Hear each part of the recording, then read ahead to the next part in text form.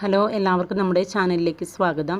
നമ്മൾ കുറച്ച് ചിക്കൻ എടുത്ത് എളുപ്പത്തിൽ എങ്ങനെ തയ്യാറാക്കാം എന്നുള്ളതാണ് കാണിക്കുന്നത്. ഇതിന് രണ്ട് സബോളയും ഒരു തക്കാളിയും 2 പച്ചമുളകുമാണ് നമ്മൾ എടുത്തിരിക്കുന്നത്. ചട്ടി ചൂടായ ശേഷം അതിൽ എണ്ണ ഒഴിച്ചതിന് ശേഷം നമ്മൾ ആദ്യം സബോളയിട്ട് വഴറ്റി അതിൻ്റെ കൂടെ പച്ചമുളകും 2 അല്ലി വെളുത്തുള്ളിയും ഒരു ചെറിയൊരു കഷ്ണം ഇഞ്ചിയും കൂടി ചതച്ചിടുക.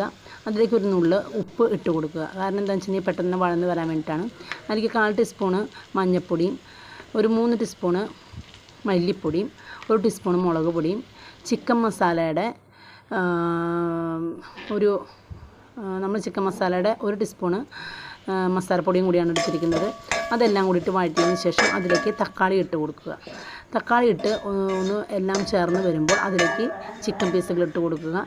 ശേഷം അതിലേക്ക് വെള്ളം ഒഴിച്ച് ആവശ്യത്തിന് ഉപ്പും ചേർത്ത് വേവിച്ചെടുക്കുക.